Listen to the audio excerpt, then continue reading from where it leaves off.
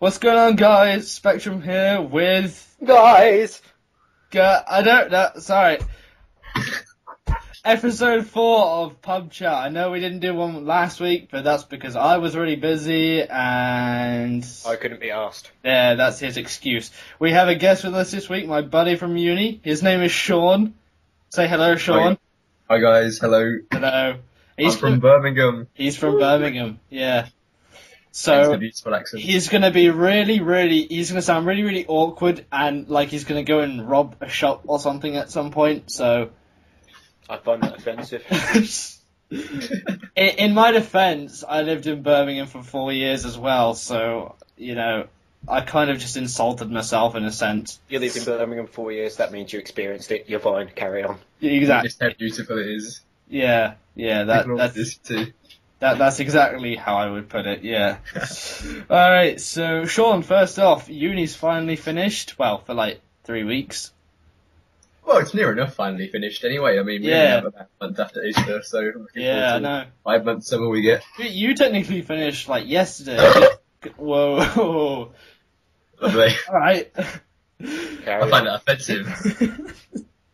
He does that on Xbox as well, don't you? All the time, you're just there, like, we're just playing along. Briggs is there shouting at the game. I'm there going, woohoo! And then he just goes, eh. That was a pathetic burp.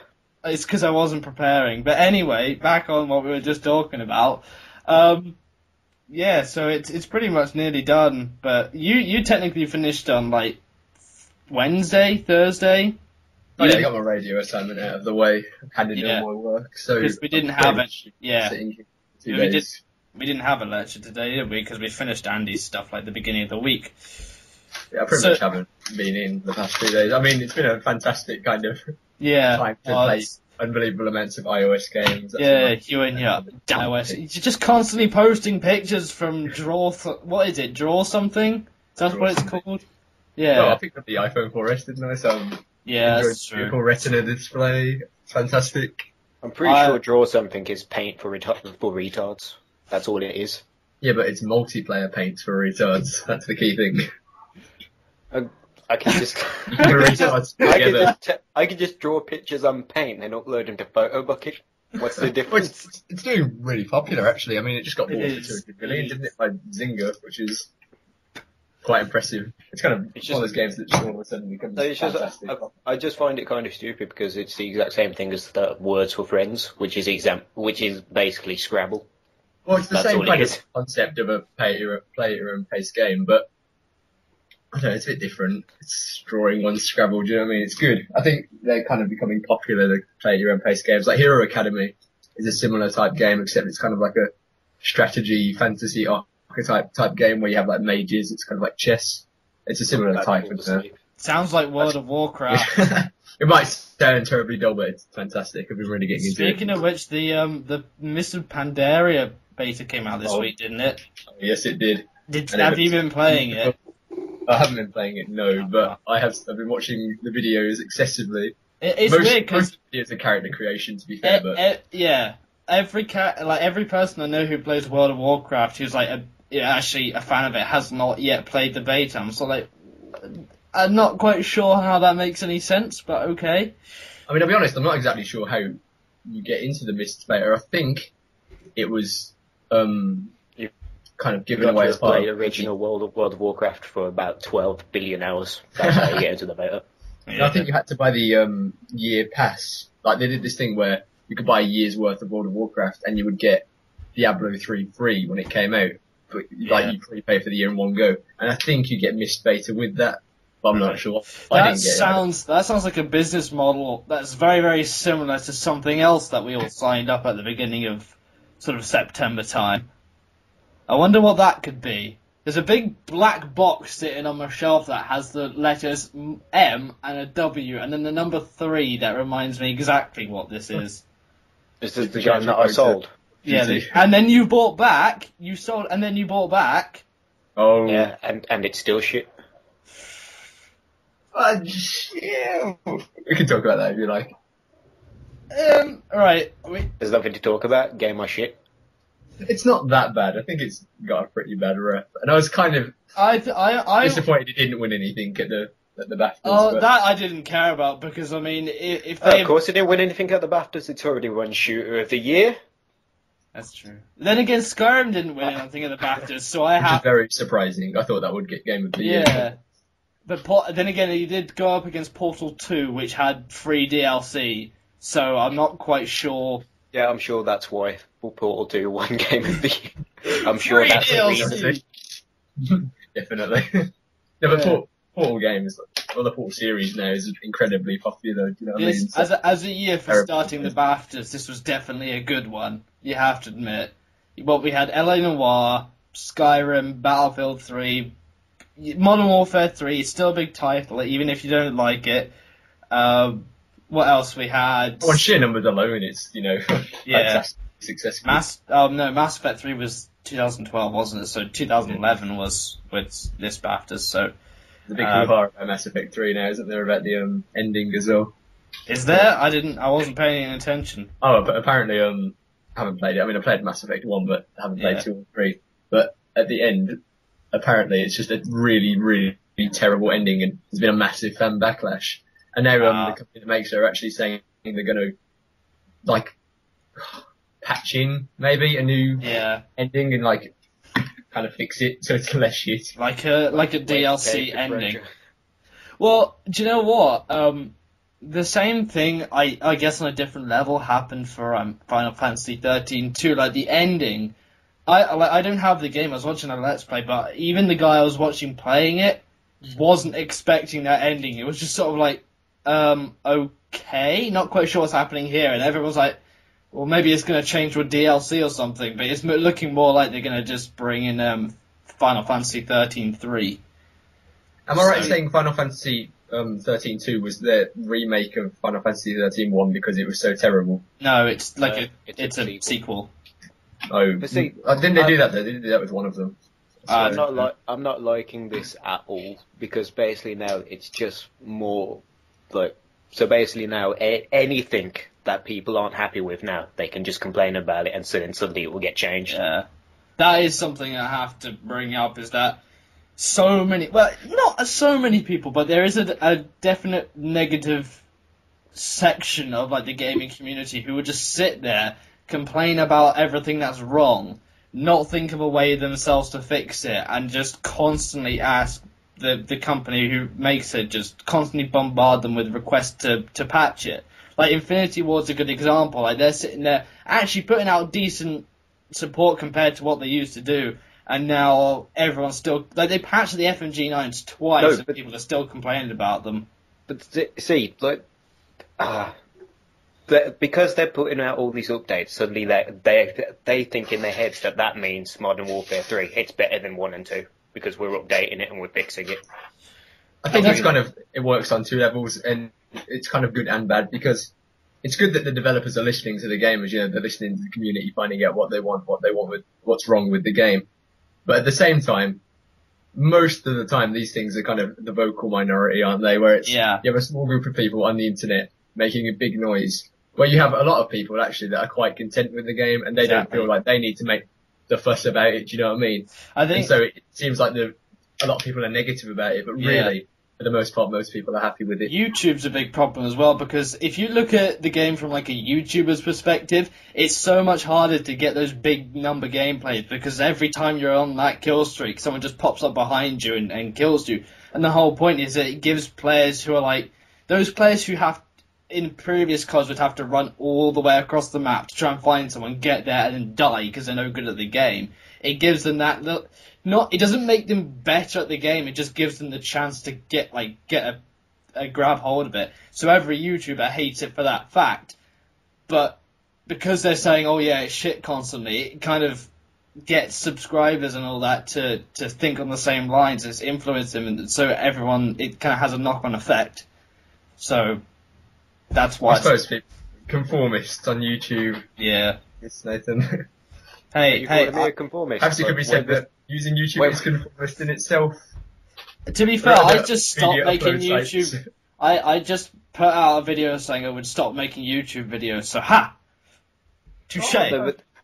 But we can't exactly say that I'm a conformist in that saying that the game's terrible, because let's face it, when was the last time I said anything good about the YouTube community? And when was the last time you said anything good about Call of Duty? When was the last time you said anything good about a game in general? Apart from, I think the when I last was time 9? Yeah, so your feedback isn't generally... It's like Dr. Cox's feedback. You can't really take it as that seriously. There's always some wisdom beneath Dr. Cox's feedback there. Deep Yes. down, there's some morality. Yeah. Good old Dr. Yeah, but that's normally when he gets off the rant. I never get off the rant. Yes, he doesn't. Eternal cynicism. Yeah. Why do you think I chose bitter? This is so true. But I mean, I got a chance to play some Xbox, because to anyone who may be listening who hasn't heard me say for like multiple times, I don't have my Xbox here at uni. I think I may have said that enough times that people know now, but whatever. I got a chance to play some this weekend, and I wasn't playing for the gameplay, and it just made it a lot more fun, just playing it like an RPG, like playing to level up, not playing to get big scores. It's a lot better than people give it credit for. I found that recently my Xbox had kind of become just a Modern Warfare 3 mobile, or maybe even a Call of Duty mobile for like the past few years. I've got a bit of Gears 3 on there as well. I like Gears. Well, I don't know. I kind of started falling out of love with the multiplayer and Call of Duty. Now I still think it's fantastic. I love the series. I will buy the future games. But lately I've been trying to sit back, play Skyrim. I've been trying to finish Assassin's Creed Brotherhood, and I'm really getting into playing single player games again. And it just reminds me of my youth, sitting there playing like Zelda and stuff, and just getting really immersed in a campaign. I know exactly what you mean, because last night I was like, right, I've done all my work, I've handed all that in, I've just got radio tomorrow to do, and I was sitting there thinking, right, it's time for me to just chill out and play Jak 3 at long last, because I got it on HD. And the minute I started it, did not stop for about 4 hours or something like that, without realising 4 hours had passed. And the only reason I turned it off is because I had to go and get something to eat, and then by the time I'd done that, PKA was on, so I was like, I'll just watch this instead. And then I thought, if I keep going any longer, I'm going to oversleep, I'm going to miss my important radio session. And then got home this evening, finished it about half an hour ago, with all the secrets unlocked. I was like, oh, okay. I think the problem is you can't really... I mean, you can play multiplayer for extended amounts of time, but you can't really get as immersed on Call of Duty Online or Battlefield Online, because realistically, you're killing a bunch of 12-year-olds that are making your mom jokes. I mean, you can't immerse yourself in that universe because it's real life and it's kind of depressing. Yeah, and you always get a moment where, you're in the high-octane action, and then you're back out into a lobby, and then you realise you're in a game again. Yeah, and it's like... I can get immersed in the multiplayer world, but then that is mostly because every time I kill an enemy soldier, I do make up a backstory of a family that will miss him. That sounds incredibly tedious, but interesting. It gets fun because you've got to think of names and characters on the fly. Yeah. So you've got to be like, this is Hans. I killed him, and now because he's not in the military anymore, and because now he's not bringing in any money, eventually his wife and kids will lose the house. So I just think extra misery. It's great. Yeah. I play. That's a really depressing take on. I play with this guy on Xbox like most of the time, so. You should bring some tissues. That's because you're a cretin for punishment. No, you just made me feel bad. Come on, you still played with me when I decided the best thing for me to do on Modern Warfare 3 was turtle everywhere. I didn't know you were gonna do that. You just got down on the floor with the riot shield on your back. I was like, what the hell are you... I uploaded a game where I actually went over to you and tried to get you moving again because you wouldn't get up. You act like that was the first game. That was like 5 games in, and you were still playing with me. That's true. But then, the turtle thing was pretty funny. Oh, it was slugging, wasn't it? I was a slug. Yeah. Because you can't be a turtle on Modern Warfare 3 because the riot shield's shit. Yeah. I don't like the riot. I've never liked the riot shield. I put it on and I'm like, what's the point of this?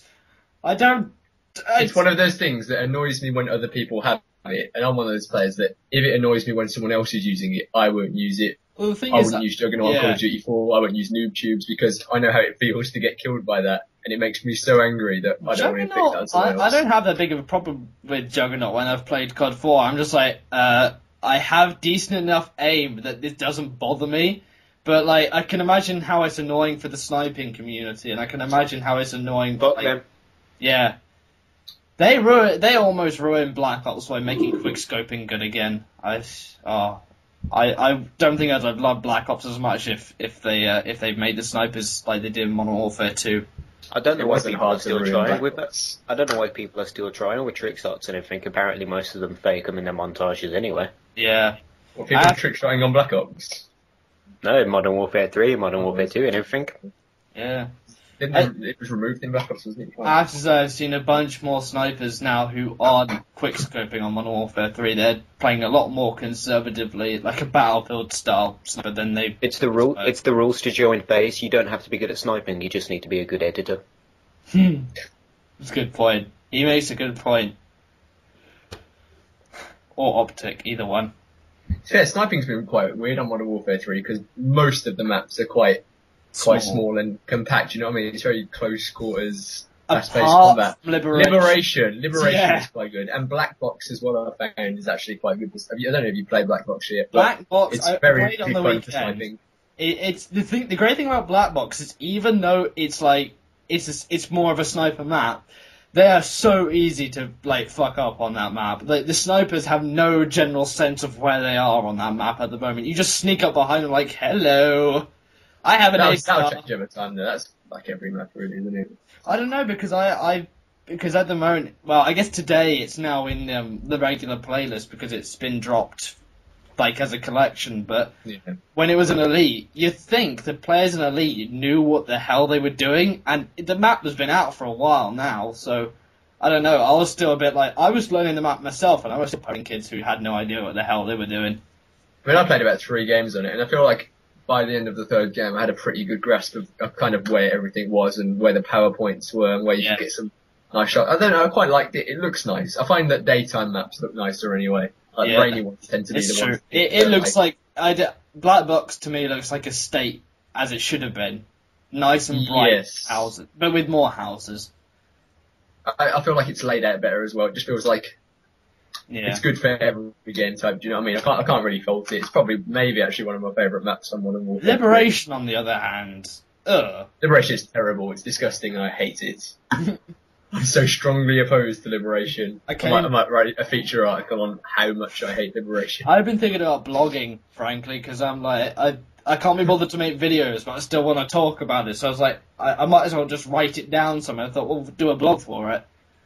Like, I'm always tempted to start a social media campaign called Liberation 2012 to take down the gaming war. That'd be a good idea.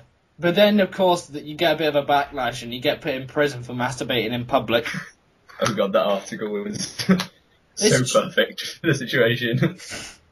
I like how he didn't get... It said he was masturbating in public and vandalising cars. And I'm wondering, was he masturbating against the cars? Is it kind of like a joint effort of like the car vandalisation was a product of his masturbation? I think that question needs to be answered. I was more along the lines of making the joke of because the charity that he was doing the PR for was called Invisible Children, so I thought he was just trying to impress them. It just makes me laugh how like everyone got riled up about Kony 2012, and then I was one of the guys who was there like, yeah, it's it's just a charity, it's not that Kony 2012 doesn't really mean anything, and then this came along and I was just sitting there going, all that money you just donated, do you know where that's just gone? Here's a bail. No, into a prolific masturbator's pockets. Yeah. That charity as well, only a third of the money that they make goes to actually reward helping what they're advertising. If you look into a lot of charities are like that, though, aren't they? But the thing is that it's the attitude behind it. It's like, it's a non-profit organisation and let's donate to it because we'll be helping this guy get arrested. And it's like, hang on, donating lots of money isn't going to get him arrested. B, Do you honestly think that by constantly writing Kony 2012 on Twitter and Facebook, that someone in the government who has control, like the Minister of Defence, is suddenly going to go, who's this Kony fella? I've never heard of a country called Uganda. And then suddenly send out, our troops to go and find this one guy who's not even in Uganda anymore. It wasn't just to clear, it wasn't about our troops or any other troops other than the Ugandan army to go after this dude. I think the idea of posting the Kony 2012 like in random places. I mean, I saw it like all over the internet. Like I was reading an IGN article, and I saw Kony 2012 in the comments, and the idea was, people will start saying, well, what is Kony 2012? And people will be asking, and I suppose it's a good way to spread the word. Yeah. I get exactly why they did it. Comments, you know what I mean? Yeah, I get exactly why they did it. It just, the attitude behind it sucked. It's like, it's so chavvy. It's like, it ended up being more of a so mainstream. Yeah, it just ended up being more of a bandwagon than like an actual cause. Like, the 3 days after it happened, it's like, alright, this has happened, they've already said they don't need any more money, it's fine. My sister was still saying, Kony 2012, if you're gonna do something, put it towards a good cause. It's like, you do realise he's been caught in having public masturbation. I would like to see exactly where their money goes and what it gets spent on. I have a sneaking suspicion. I just don't like... Kleenex lubricants would be near the top of the list for Kony 2012's expenditure. What I will suggest to everybody is Invisible Children themselves have a Vimeo account, and there's about 200 videos on there. Go and look up at some of those videos. You'll realise that pretty quickly. I mean, one video was essentially advertising for a child cult to rise up a rebellion. I think it was called like the Fourth Estate, or something like that. Sounds not a bit badass, I'll be honest.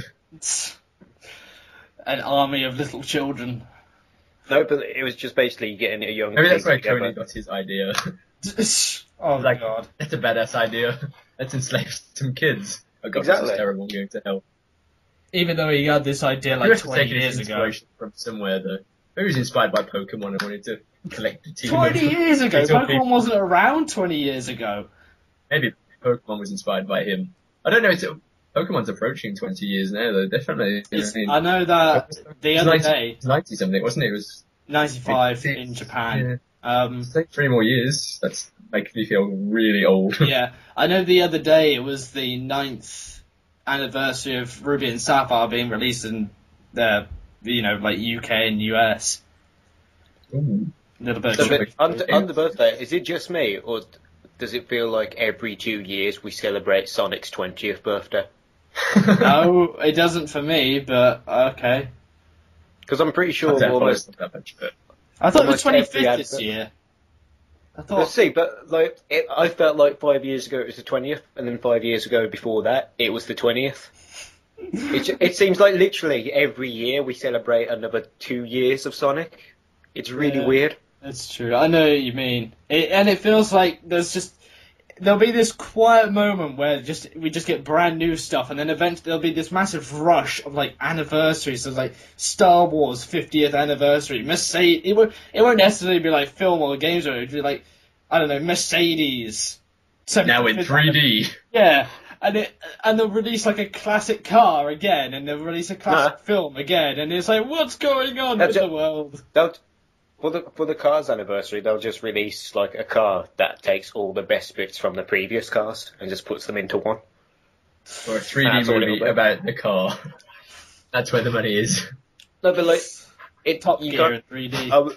But talking about cars, it does actually bring me to the point of like the metaphor I was talking about before. Oh yeah, you did. Of Call of Duty. Basically, what I was saying was COD 2 was like, it was just a cheap car. Yeah. And it didn't have too much to it, but it was really good value for like what you paid for it. It was really good. Yeah. It was really fun. It was fun to drive and everything. Then COD 3 came out, and it tried to it was the same car, except you decided, hey, I'm going to put a GPS in this. And then every year you just kept on making upgrades to the same car, to the point now where we're at Modern Warfare 3, where it's like, I've got a boombox out the back. You're driving the Batmobile. You open up the rear boot, and like there's a drinks mixing place you can have there, and it all folds out. And you just got the bright green light under your car instead of like just normal trim and all that. Yeah, and while pimping this ride is good for now, eventually you're going to think, actually, I just want a normal car. Yeah. I have to admit, there's some things in that game I just go, why is that? Like, this whole support thing, I hate that. Originally when the game first came out, I was like big on support. I was like, yeah, it means I can die, don't have to worry about it, it makes the game a lot more enjoyable. But then, when Christmas comes along and you get all the noobs just sitting in corners using support, because it doesn't even matter if they die in the corner, they still get their stealth bomber, chuck it anywhere on the map and get a quad out of it. It's like, why is that even in there? What? I feel as though like they're damned if they do, damned if they don't, with kind of adding things to the game there. Because now I'm at the point where like I agree that the earlier Call of Duties were clearly better because they were so simple. It was an FPS. Now it feels like a kind of air support game only with guns included. That's and what like, Modern Warfare 2 was. It was like, if they keep adding stuff, it does just get tedious after a while. But then again, on the other hand, if they just don't add anything anymore, you're going to get the whole community saying, well, you're not changing it, it's the same as this the last is the game. thing, right? They're forced to keep changing it, aren't they? The players that's because they release a new one every year. If they took a step back every 2 or 3 years, we wouldn't mind so much. Yeah. The thing is, the community will always find a reason to complain about it, because if you think about it, what did everyone want when Modern Warfare 3 was announced? We said, we want Modern Warfare 2 without the bullshit. The minute the game is shown, like at COD Elite and etc., people just said, oh, it's the map pack for Modern Warfare 2. It's like, what do you want? What do you want? Do you want more stuff? Do you want less stuff? What's the point of, like, because everyone's like, oh, what perks are going to be in it? How are they going to fix all the perks? If you want the same game, then obviously, you know, that's why you want to know the new perks. Don't complain about it being so similar to the rest of them if you're going to say, what are all the new perks like? It's going to be the same game if it has perks in it. If you see what I mean. It's like, you can't have something brand new and something old and nostalgic at the same time. It's just, people will always find a reason to complain. So back to the point of kind of releasing them every year, I think they kind of have to do that because there's only so much time you can kind of play a Call of Duty game before it gets boring. People will lose attention in it and kind of migrate off. After a year of playing Call of Duty, you know, chances are you've probably hit the max prestige. Adding more prestige isn't really going to make a difference, which is one of the main things that's annoyed me about Modern Warfare 3. And so, not really, because people are still going back to play the previous games. It's true. Like, literally, like what needs to happen is every 2 or exactly they wouldn't make as much money, and what would happen there? More quality. If it would go more into making the game quality instead as opposed to just milking more money out of it. Like literally, what they need to do is make it so it's released every 2 to 3 years. Give the studios still have it so it's 2 studios developing, but then they have 5 or 6 years to really put the game together. Yeah, it will get like that eventually. I mean, you got to also think. It's not the same developer making it each year. It's a different. It's, you know, Treyarch and Infinity Ward. But 2 years still isn't really enough time to put a quality game together. I feel like you don't want to wait that long for a new Call of Duty, though. Do you know what I mean? Like I would want to wait 2 or 3 years down the line for another Call of Duty, no matter how good it was, because it seems an excessive amount of time. Do you know what I mean? Especially when they have the money and the manpower to produce these good games and bring them out when they're ready. Yeah. And they always seem ready. They always seem relatively finished. I mean, every game has bugs when it comes out. But they always seem. I don't feel like they're bringing them out. I'm just gonna say the word outpost and leave it at that. I'm saying Modern Warfare 3 wasn't entirely finished on release. So I know that map glitches are not the easiest thing to find, but there's something that shouldn't be there for a month into the game. That I knew that people were glitching out of that map for like a while before it was fixed. So, and even then, they didn't even fix it properly at first. It was just like kind of hot patch where you just die if you tried to do it. Yeah. But there'd still be a chance where if you did it exactly right, you'd still be able to get under there. Yeah. I never saw it done in a multiplayer game. I have to say, I only saw it done in private matches. I did it a couple of times because it was funny as fuck. I mean, I've never been affected by that, so like. I don't know, I feel like for the most part it felt like a finished, polished game when it came out, and they've always felt like finished, polished games. Near enough, I'd say 99%, do you know what I mean? Compared to Battlefield, I think to do that every 2 years. Yeah, compared to Battlefield, where you couldn't play on it for a week, that was terrible. And what about the beta for Battlefield? That was terrible as well. won an award, which is. I know. I played Battlefield on the weekend. I was like, "What? Why do people find this fun?" It was really laggy for a start, so that may have affected my opinion. But I was still sitting there thinking, all I'm doing is sat on a rock, and it's just people at the other end of the map not doing anything. Like how? I don't quite get. I think people are just trying to say it's fun because they spent their money on getting it over something like COD, and they're trying to make their reason. I think the hipster community, gaming hipster community, came out en masse and decided they wouldn't let Call of Duty. And the thing is that the thing I find hilarious is that they're all going on about the Frostbite 2 engine. It did less. It actually hinders the game more than it improves it, because it improves like the whole destructive scenery thing. You could destroy more scenery in Bad Company 2, which came out 2 years beforehand, and then. It has the whole lens flare thing. We talked about this in a previous week. The lens flare thing isn't new. That's been in previous games, just not in the multiplayer. They just Epic added that in to Gears of War 3 in a day. And then what else was it? It's supposed to be a multiplayer game. You couldn't play a multiplayer for what? Oh, a few days after its release. And then there's this whole thing of if you try and walk over something that's like an inch tall. Your player recognizes it as an obstacle, so you have to mantle over it. It's something that you wouldn't even think about stepping over in real life, and they claim it to be a realistic shooter. And that's exactly what I mean by polished games. Like Call of Duty might have glitches on release, but these are big flaws that quite significantly impact your enjoyment of the game. And I haven't played actual Battlefield 3, but I sat down and played the beta. Yeah. And it didn't feel like a fun, nice finished game. Do you know what I mean? The beta I can let them get away with because it's a beta, but I didn't mind the beta, but that was because it was something new and different at the time. The point is they've had an alpha to kind of get it to a decent stage anyway, the beta should be pretty much ready. Do you know what I mean? And for flaws like that to make it to release seems terrible. The beta on BF3 once it was released, they admitted that the beta was based on a month-old build. Yeah. So they said everything that's wrong with the beta, it will already be fixed by the time of release. Well, what's the point of releasing the beta then? Do you know why I think it's so popular? It's a sandbox multiplayer. The maps are so big, you can do whatever you want in that map. There's no guidance. You can wander the entire thing and find your own way to play it. One of the reasons people have such fun playing it is because they don't give a crap about how well they do, and the reason they don't care is because it doesn't matter. And there's people saying oh yeah, you have so much fun on it. It's because no one gives a shit. No one cares if you win or lose at the end of the day, and the people who do hate you for flying around in a chopper in circles. It's just. Well, this is why you don't see a significant Battlefield 3 or Battlefield anyway presence in the esports community, whereas Call of Duty is consistently there. Yeah. It's because it plays differently. Do you know what I mean? Call of Duty kind of forces everyone together in really quick-paced, enjoyable to watch kind of play, and Battlefield doesn't do that. I saw a comment once that said, I'd love to see MLG Battlefield because you get to see lots of strategy.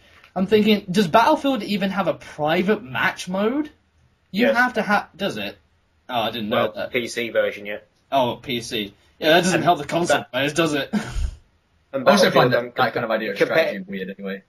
Competitive Battlefield does exist, but it's on the PC side. Yeah, but MLG is always LAN, it's always an event, and it's always...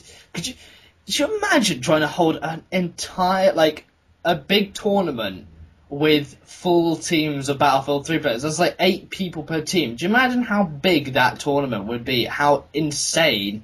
MLG teams are 4-man for a reason. And I was just thinking, that's a stupid idea. We never want Battlefield 3. It would be so boring to watch. Again, most of the time on tournament side Battlefield, it is normally reduced to a 4v4. And normally the maps do get shrunk.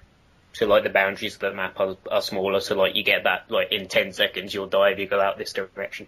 Yeah. Well, I'd say Battlefield is the golf of the esports world. It's just sort of why do... And Modern Warfare is the laser tag. That is exactly what I have. That is a really good analogy there. I'll have to shake your hand next time I see you, because that's a really good analogy. Yeah, that is actually really good. Laser Quest as well for Modern Warfare 3. That's something I've always said. It's like, Because it's pew pew everywhere. yeah, and then Gears of War 3 is just guts flying everywhere. Gears of War 3 is war. Yeah. Afghanistan. I really like Gears of War 3 now. It feels, because I don't care how well I do, but it's still satisfying when you get that 180 turn on someone with a shotgun. That just blow their body apart and just see their leg fly across the screen. It's like playing TF2, but a little bit more serious. I've never really been a fan of the Gears kind of franchise. Anyway. I mean, I played Gears of War 2, but I always feel like the controls are and I played a bit of Gears 1 as well, but really like only at friends' houses. But like, I don't want to call it clunky because I know it's not clunky, but I find third-person shooters, they just feel clunky. Do you know what I mean? It doesn't feel like a I do know what pace you mean. game, especially in that type of fast-paced game. If you go from playing something like a first-person shooter, even if it's something like Halo, to playing Gears of War, you're like, oh my goodness, this feels so weird. But if you compare like Gears of War 3, it feels heavy, I'd say. Yeah. I know exactly what you mean. But if you compare Gears of War 3 to Gears of War 1, which I did actually play not long ago, it's so much smoother. You feel like your character's kind of going in the direction you're pointing for a start. But it's got some pretty sick camos and stuff, so I'm kind of looking forward to. It's not a bad mechanic, do you know what I mean? And like, yeah. It's just not for me, and I can see why people would enjoy it. And obviously, it has a massive following, so it's clearly a popular game, and it's heavy in esports. And so, it has a massive following, yet somehow, whenever I go to play on it, there's never anyone in ranked King of the Hill. And I find that with like Gears matchmaking in general, I feel like it's very slow and bad to kind of. It's more of an American game, I have to say. It's like if you look at American players, they have tons of people in lobbies, and then you go in UK, and it's like 380 people in your region, as in the UK, playing UK King of the Hill. And then there's no one in ranked. It's like, well, great. Now I don't have any kind of decent connection at all. Yeah. Depressing living on this small little island. Oh, I do. Shunned by those we created. I feel sorry for the people who, like, when there's two people in there, it's like, what are they doing? Are they playing just 1v1 King of the Hill? That's awful. That's like playing 1v1 Headquarters. So how boring that would get. The worst would be if you see a 1v1 playlist and there's 3 people in it. That poor guy. Yeah. Forever alone. Oh no. Poor guy left over. I still wouldn't join, I'd let him suffer. Yeah. I fancy playing some Drop Zone when I get back on the weekend. I haven't played much Drop Zone. It's shit. I don't know, because if you think about it, it takes out kill streaks, so what's the point of... If you die, you haven't lost anything, and it makes people actually go for the objective. So it makes people go for quad feeds. That's all. Yeah, well, there's nothing wrong with that. Because then, while they're trying to go try hard mode on their quad feeds, you just walk up behind them and knife them, and then they rage quit. There's no about objectives. I think that's something they could kind of fix with the Call of Duty series, is making it more objective heavy, because you get so many retards just running around doing nothing.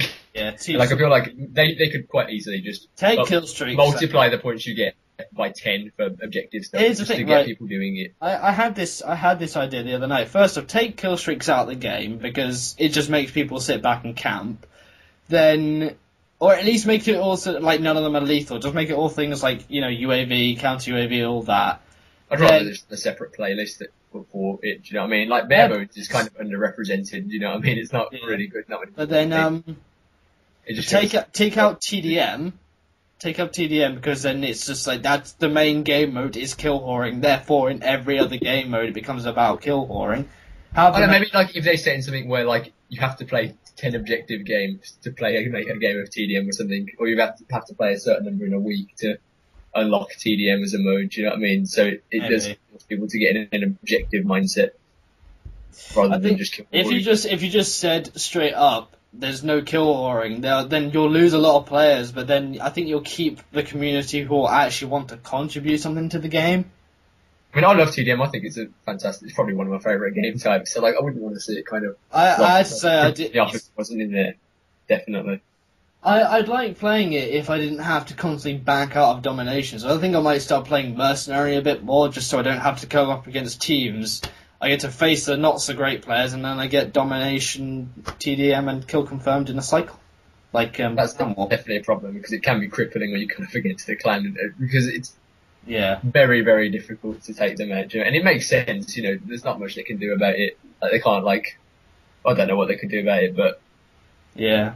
it's devastating. Like, if you just standard want to play domination and just go straight into domination, game after game, you probably lose more than you win, no matter how good you are. True. I mean, I go in and I like to think I'm quite good at Call of Duty, but I would probably lose more than I win at domination, just because you can't carry people against clans. Yeah. Here's the example, right? Went into played some Modern Warfare 2 at the weekend.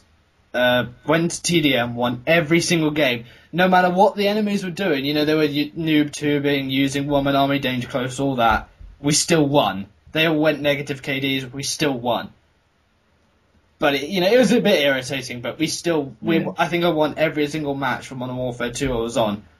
Come up to any other COD, like at least Modern Warfare 3, went into domination, got smacked on for the majority of the game. So there you go. And I won quite a few TDMs as well.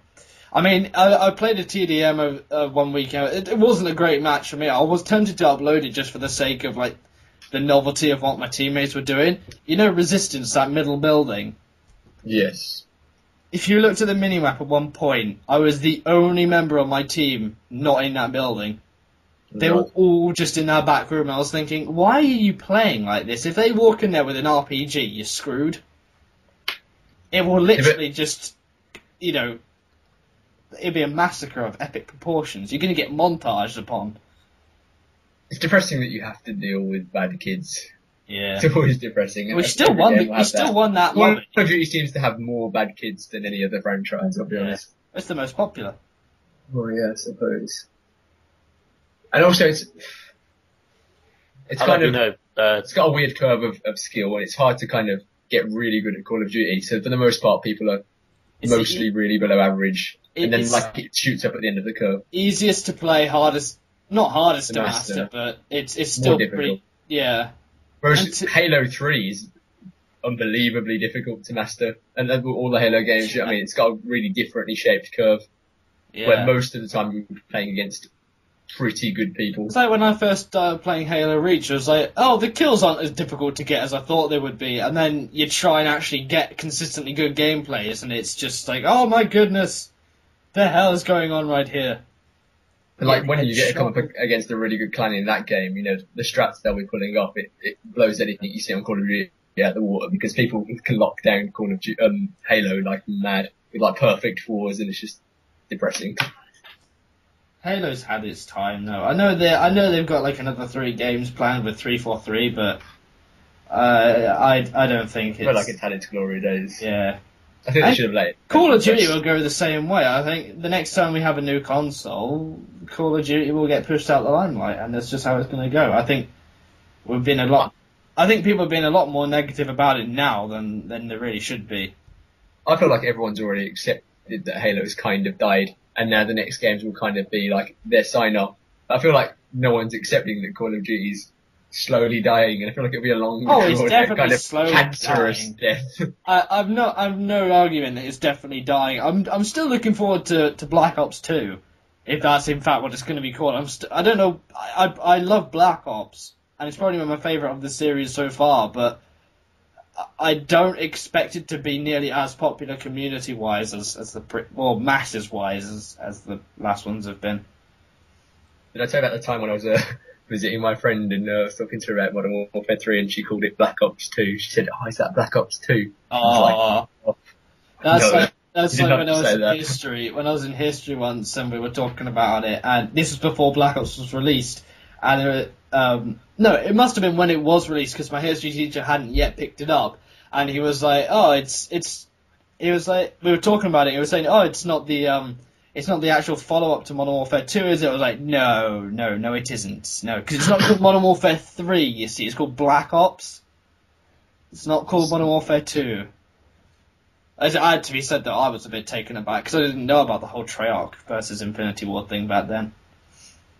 I I think it's quite obvious. Well, I don't know actually, because I kind of played them and was aware of it, but like, I suppose it might not be obvious actually to kind of the person coming. My first COD was Modern Warfare 2, so I just didn't know. I didn't know that two people made two different games. I thought World at War was just the game to fill in for, you know, while they were making Modern Warfare 2. It pretty much was.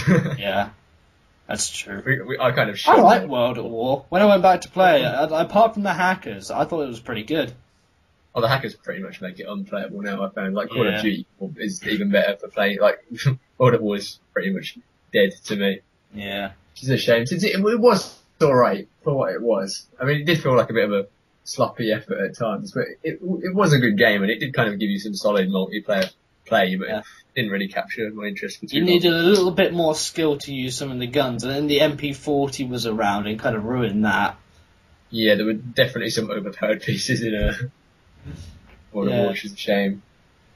Yeah, all of the Call of Duties have that kind of overpowered view set of weapons, which everyone kind of moves to and uses. Yeah, I think a lot of people confuse the word overpowered with overused. Yeah, and the good. FMG9s. Some guns inherently good. The FMG9s are by far the worst bitched about guns in Modern Warfare 3, and they're not overpowered. They're good, and but they're not overpowered. They're just good at what they do. They win a lot of close-up gunfights.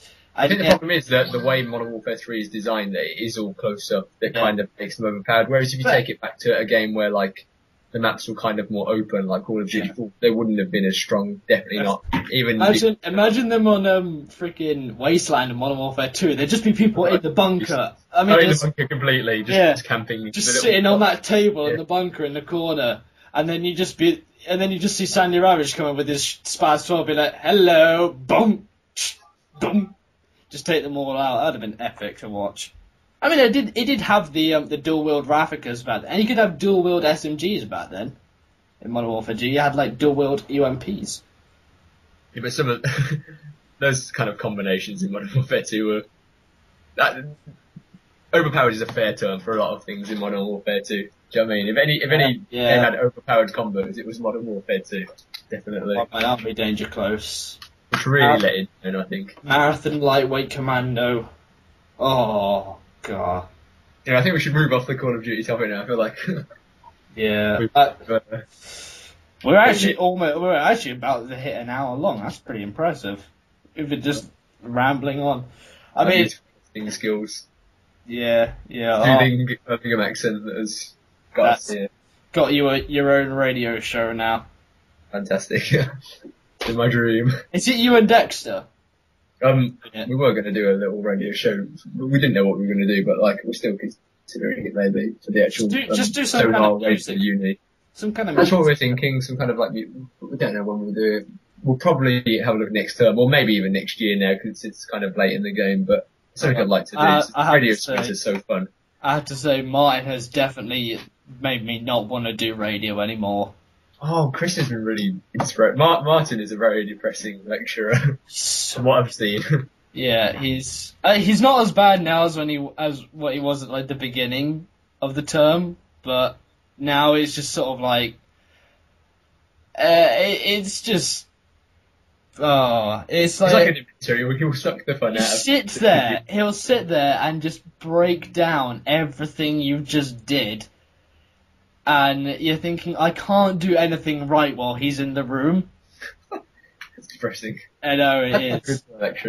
Chris, it should make you want to kind of... He basically, he said, right, when you're doing your assessment, look at the clock. Make sure that you start recording when the second hand hits the 12, and make sure you're finished. So basically, he wanted us to look at the clock, read the script, do all the dials and things, click your audio inserts and all that at the same time.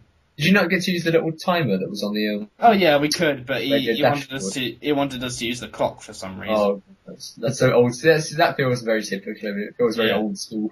And then Chris was just checking in on us, and he was like, "Oh, it's gone over. Don't worry about it. It'll be fine." Don't worry about it. No, Chris is cool. I like Chris is cool, but Martin's a bit of a. He's a bit weird. He's like. He seems like that guy who drives a Jag, but at the same time, he's also the kind of guy who's like completely open about getting stoned and stuff. Yeah, definitely. Just doing the whole druggy thing. I'm kind of glad he's not teaching me. I want my teachers to kind of be a little bit down to earth. Do you know what I mean? And not. Did you say you were Crazy. doing lifestyle journalism next year? I'm doing lifestyle journalism. Yeah. Please don't tell me he's teaching it. No, I am. Not teaching it, I'm Oh, no, I'm... you'll excel in your field. Oh, yeah. I'm doing that as well. I was gonna do Just like making magazines, and I thought, nah, fuck it. I'll do I mean, lifestyle. 'cause I'd like to do something. I still don't know what I want to do as a career, but lifestyle would be interesting. I mean, you could do like gaming with technology or something, and it's Yeah. a nice.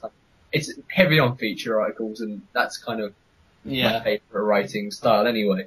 And so I don't know, it fits perfectly. I'm also doing the web design and layout one, which I don't know. It was really weirdly set, so a lot of people couldn't choose it apparently, but it seems like it would be useful for kind of Yeah. career. What's the, I'm gonna guess the other one that you did was not music, sports. Oh no, I didn't do sports. There's only 2 options, wasn't there? There was music, sport, and then some other shit stuff like photography. Oh no, I only picked lifestyle and web design and layout. There's no 2 Oh, options. yeah. Well, whatever. I picked music and lifestyle.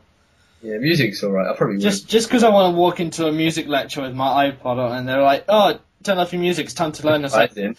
the irony. Definitely. Yeah, I want to do that at some point, just for the sake of saying I've done it. Speaking of walking into places, has anyone walked into Game recently? No, I Oh haven't. god, you should. The prices in there are disgustingly low. Like, Don't Game's quite say renowned that. Don't for say that. You have me overpriced. going out and buying Final Fantasy 13-2 on PS3 just for the sake I have something to do tomorrow. because Don't you can say get games that. for under £1 in there now. I mean, games are going for so cheap. I saw Army of Two, which was quite a popular game in its day. That went for like £1.20 or something. Do you know what I mean? Yeah. It's all pre-owned games that they're kind of knocking the prices off, but they're selling them dirt cheap. Well, they went into administration yesterday, didn't they? They're pretty much kind of gone from the game. It's a shame. For that. Their stock prices have fallen. It's Below a pence. Literally, they it's used not to a get it for huge shame. I mean, we're not exactly losing anything. Well, no, I imagine Game will still be around. I mean, they could get picked up by another company, but it's a shame that kind of retail store gaming is suffering. Do you know what I mean? Because Yeah. it's nice to have that kind of physical representation on the high street. I mean, But it kind of lets people know that gaming is. I mean, imagine if games didn't exist, game stations didn't Yeah, exist. I have to say, it would be People would so feel depressing it. walking around, like, when you're a kid shopping out with your parents and then like, you have nowhere to go. Because Yeah. the town centre's not big enough to have a Toys R Us, so you have to find something else. And then there's always a game, or a game that's like, Mum, can I go and look in game? And you know you're not going to walk out with anything, but it's nice to be in there. The problem is that you wouldn't walk out with anything as well, because the Yeah. prices in there, they were selling them as high as they could sell them game. They would put it at Yeah. literally max price. And the problem was that people would just go into the supermarket, and buying them for like £25. The way I Which, looked I mean, at it- FIFA 12, I think, on release was like £24.99. Oh, And, like, Asda. And the reason they can do that is because they know you're going to go in, you're going to buy the game, and you're probably going to buy about 10 packs of Doritos when you buy Yeah. that game as well. Yeah. You're going to be picking do up you other remember stuff. the Modern Warfare 2 thing and the Black Ops thing where in Sainsbury's they were selling for like less than half price? It was like you had I remember it coming out for Modern Warfare 2 it being like 26 quid for a week, and then being really depressed because it was only for a week and I was going to get it at Christmas. I was thinking, no, it's not going to be underpriced when I get it. And then for Black Ops, it was like if you spent 30 quid on food, you got it like less than half price. And Yeah, I remember, better. because I remember going with my dad and he was like, right, we're going to do the family shopping so that you can get your bloody game. And I got my game. But the point is, like, Game would charge you that price for Yeah, the game. they charge you And the you wouldn't have the 50 quid or £30, whatever. except you wouldn't have the £30 of food, which is, Yeah. you go through a lot of food when you're gaming, you don't realise, but 10 packs of Doritos can go quite quickly, I had a box and of relentless, you get through that rapidly. Here's to show you how dedicated I was to Black Ops. I was playing that all the way through moving house. I wasn't even bothered. I was like, my stuff's in a box upstairs. I don't care. I'm sitting here playing Black Ops. Gotta put some noobs, Yeah, Groups ain't gonna pull themselves. it's true. Oh, actually, it wasn't online technically. I was just playing the campaign, but I did eventually get online, and that's what kind of spurred me off into the whole multiplayer gaming. I was much more. I wanted to do better on Black Ops than I did on Modern Warfare 2. Yeah. But anyway, back to the point. It's got. Yeah. I wouldn't like to see game gone. Nave, are you still there? Are you still alive? I think he's dead. I lost the will to live when you two started talking about uni. Sorry, my bad. I know you don't like university, but I thought you'd gone off because we were talking about Modern Warfare 3. Really? I didn't notice. He doesn't like it.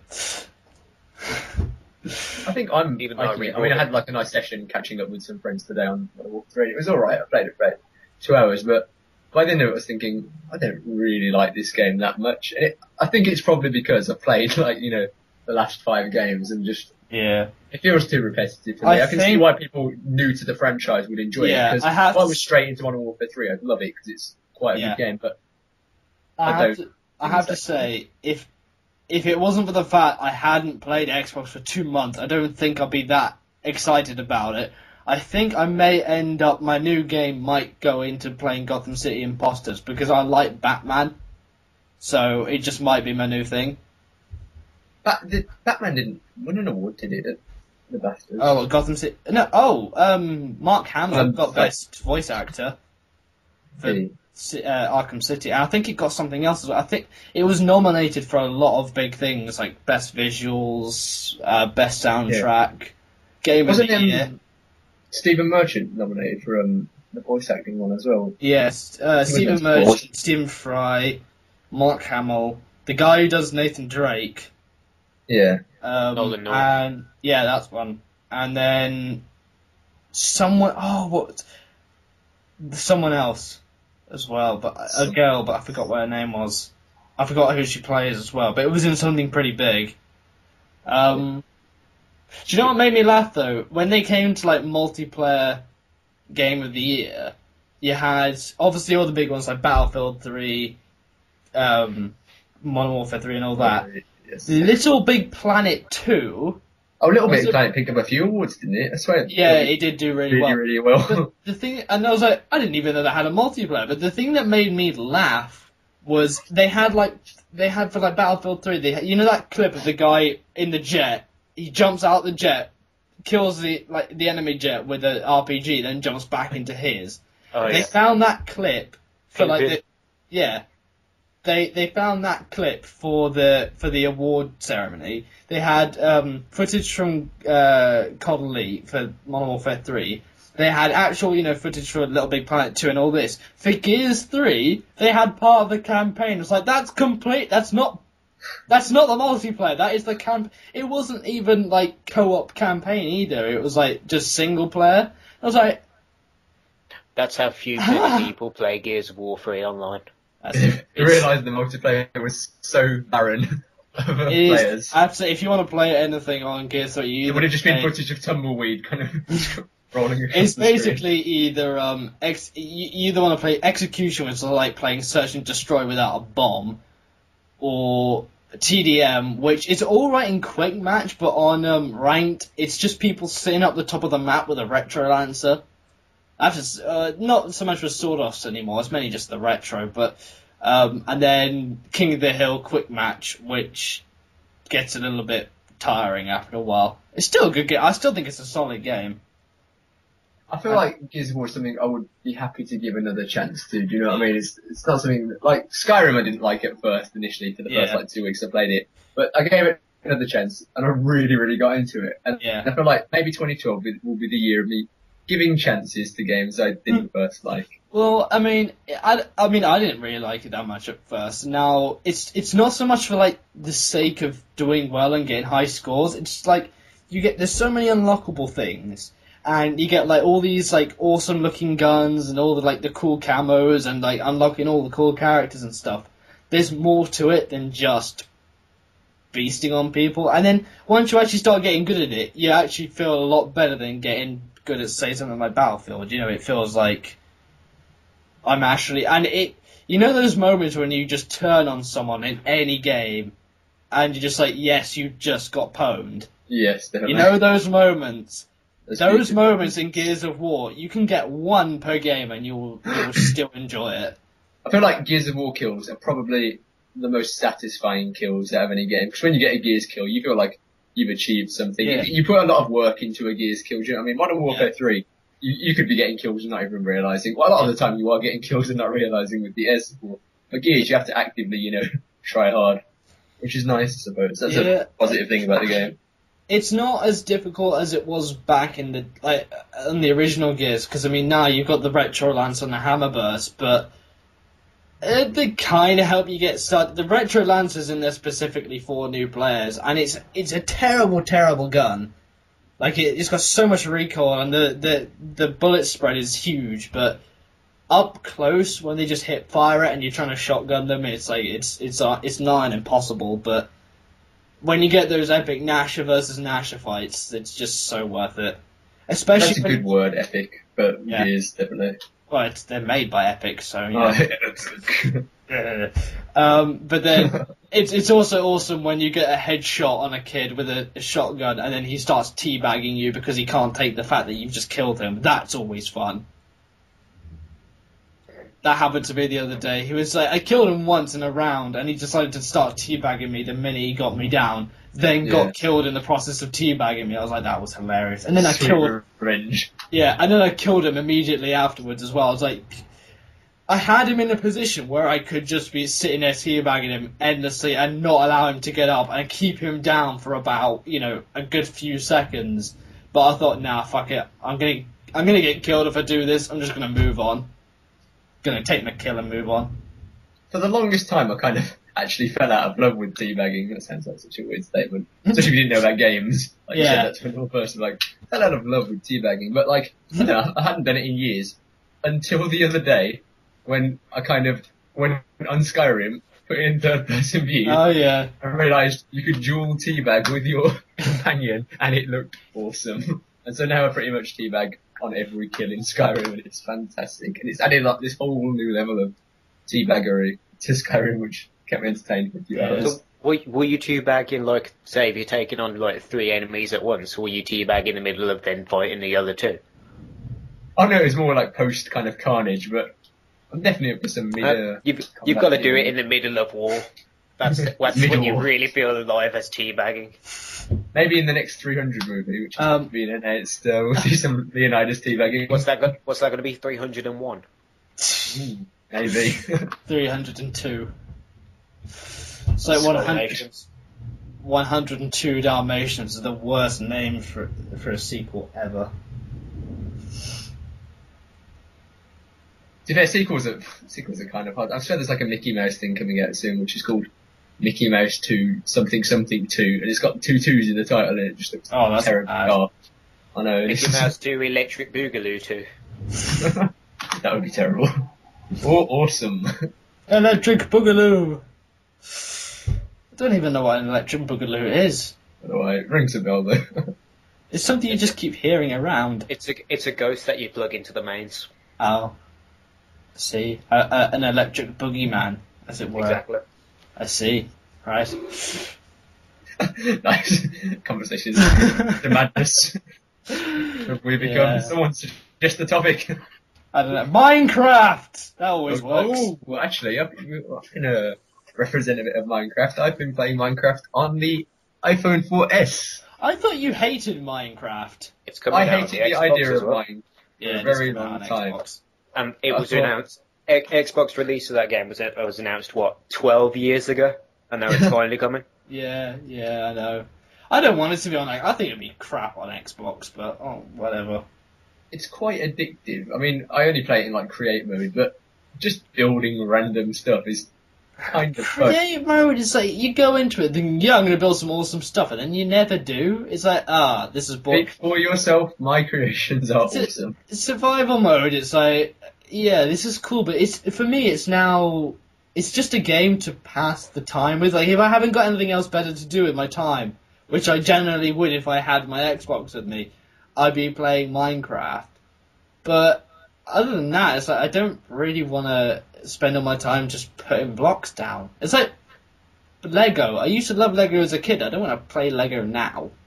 I still love Lego, and they're bringing out a Lord of the Rings Lego. I know. I don't. I disagree with you entirely. I have to say I am very, very tempted to get some Lego one day, but I'm broke and Lego is so expensive. If there was a pre-order system, I would have already pre-ordered. Actually, I might Google that now. There's Minecraft Lego as well. Speaking of that, I don't see the point of that. That sounds Minecraft Lego very is like tautological. it's like how does that work? I really hope in conjunction with that, there's like an official release of like a Lego texture pack for Minecraft. There are already tons of Lego ones. It's I like guess that, it just this Pimp My Ride meme where it's like, we put a car in your car so you can drive while you drive. So we're gonna put some Minecraft. We're gonna put some Lego in your Lego. But I guess there's some things I'm kind of looking forward to, like the little Lego creepers and the little Lego, miner with his pickaxe.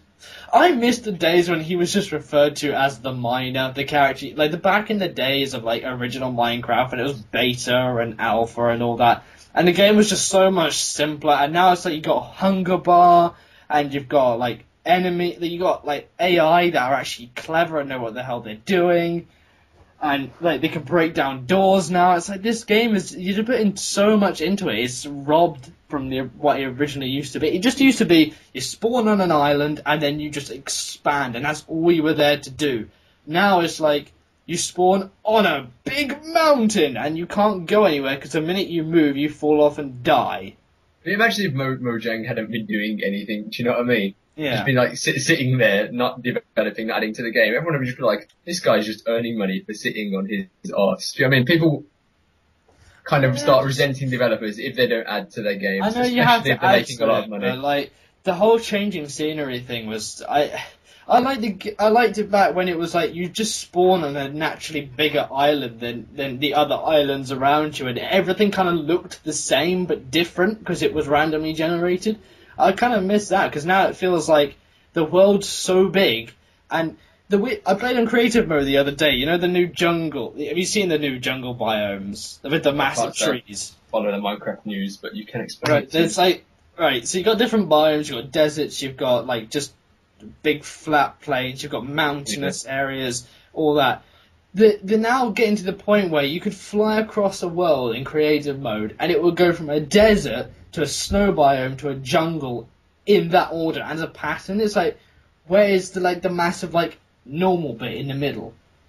You know what I mean? It's like you can't have a desert next to a winter zone. It doesn't make any logical sense. And then a jungle?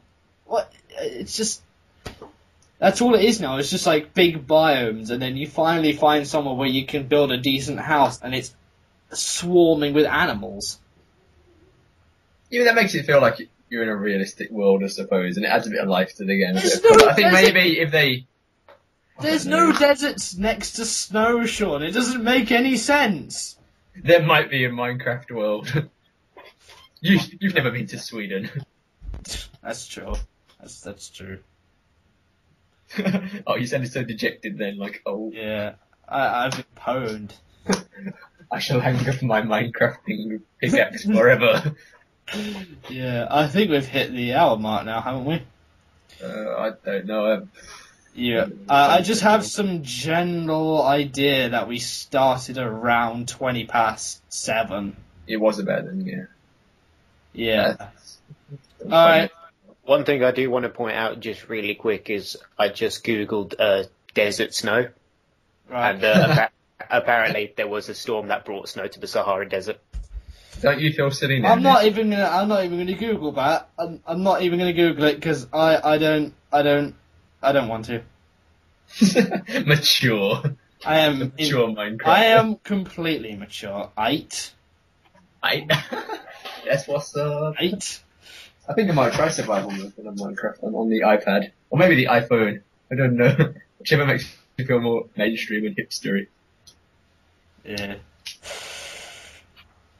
Alright, anyway, that was Pub Chat episode 4, and thank you, Sean, for joining us this week.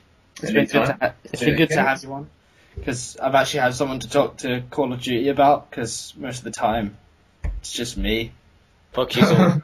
Waffling. Thanks, Dave, for being here, even though you didn't really say much, which is not your fault. I'll be honest, I fell asleep for most of it. I don't even know what we talked about. Yeah, alright. Well, that's it. I hope you've enjoyed, and yeah, see you later. Wait. Oh god, no, here we go again. He does this every week. This is where I come into my own now. Now I've got to actually think of something to say. So last week, you basically, what was it, like, the next few words you say will make you sound really stupid, and I could just sit there and not say anything for the rest of the podcast. And we only went on for like another minute or so, but it was still... I was willing to go on for about an hour. I'll be honest. Yeah, I would just hit the end record button at that point. Yeah, but eventually after that you would have to say something, because I wouldn't mind if the rest of the listeners didn't hear that. I would only mind. I would stop and then put up an annotation on the screen to tell them why it had randomly ended. That's why. Yeah, so I would have won that eventually. I'm real curious because so we've established that you come from Hogwarts. We've established. I did not get run over by a speedboat. He seems to have... I did not. You did. This makes no sense whatsoever. He has some idea that because I went from a story about how one of our friends was saying on the way back from uni that she was worried about someone peeing in a kayaking wetsuit or whatever. So then on the same trip, nearly getting run over, and for some reason he thinks I got run over by a speedboat. It was by a speedboat. I was not going the opposite way down those rapids when they were kayaking. That's what happened. They got run over. And seems legit. And apparently now that means our uni is Hogwarts because it's surrounded by canals. Exactly. He's a wizard that's obsessed with Muggle stuff. That is the first thing that comes into my head when I think. You are Ron Weasley's dad. Yeah, well, Nathan is definitely short for Arthur. Yeah, well, do you know what? He has a lot of kids, so that definitely indicates something good. Yeah, they're adopted. We're tapping an old ginger lady. It's more than you're tapping. Oh, yeah. Okay. Take that. I'll have you know my internet history proves I'm very lonely. Yeah. I have so many companions on Skyrim, you wouldn't believe it, Nathan. You should see my dude, do not even try and do not even try and compete with me. You can't even play on master difficulty. You're sat there with your Xbox trying to play on like whatever default settings, and I'm there playing on master difficulty. No, you can't compete with me in Skyrim. I've got 80 hours on PC alone, let alone what I have on the Xbox. So don't even try it. We're going to quote playtimes because I can load up my Warcraft client now. I don't play Warcraft, so I don't give a shit how many hours you spend on Warcraft. Playtime that proves just how lonely I am. The amount of playtime you've spent on Warcraft, I could just use that against you and say that you have no life. All I know is I may be lonely, but my femshep understands me. Oh god. I've heard the femshep is actually the most popular kind of choice on Mass Effect, because apparently the voice thing's way superior to manship. For Mass Effect 3, they actually made it so the cover was reversible. So like you could take it out from the plastic sleeve, so either you could have manship on the front cover or femshep. Oh, that's quite good. Is this for the fans? Female shepherd? I'm lost. What is? You can choose whether your main character is male or female. Oh, femshep is what I call my cock. Right. Maybe it's that too. No comments. I'm hoping I'm not going to Google this and arrive for the picture. That's why I smile whenever somebody talks about femshep. All right. It's just shepherd, but with a female face. I don't. That's how it's been described. Can I use this post kind of goodbye section to plug my Twitter? Oh god, yeah, I'll leave a link in the description or on the screen for your Twitter. It's @cunt. Follow me at awesome. No, at Sean Keach, SeanKeach. I'll put it in the description. They'll be Really able to. interesting. Dude, I'm pretty sure if I'm only sat at 27 followers, you're not gonna get that many more. I think I'm beating you. I have to say, some of my followers on Twitter came from getting a retweet by Syndicate, so I'm not even sure. I remember you being very proud of that. I was extremely. I That was have a good terrible day. story about Twitter from last night. We'll quickly get it in, and then we'll have to. I don't know if you watched Game of Thrones, but Game of Thrones is a fantastic series. And anyway, they released a new trailer recently, and so I was tweeting about it, and I was saying, oh, it's wonderful, but I wish Melisandre was hotter. She's one of the characters. Yeah. And apparently the actress who plays her reads tweets, and so she replied to my tweet saying I was hotter with too bad. And I just felt like the worst person in the world. Because imagine how shit she must have felt. I did reply. There's people out there. There's people out there trying to tweet at Selena Gomez to try and get them to play games and all that, and you're insulting actresses to get noticed. That's pretty bad. And I feel like we're on speaking terms again now. Me and Carice Van Houten, I believe it is, and she is quite attractive. So I retract my statement now. The trailer didn't do her justice, and I'm looking forward to getting. Retract your statement on this podcast. She's clearly listening to. She's definitely right there. I love you, and you're definitely hot. Yes. Right. It's a good thing. Yeah. All right. So you now know his Twitter. Not sure what that does you, but. Fair enough. And yeah, I think we're just about done here. I feel like cock, penis, stuff. Hairy bull bag vagina. Yeah, alright, that's it guys. We're gonna sign off. 2012. Yeah, alright.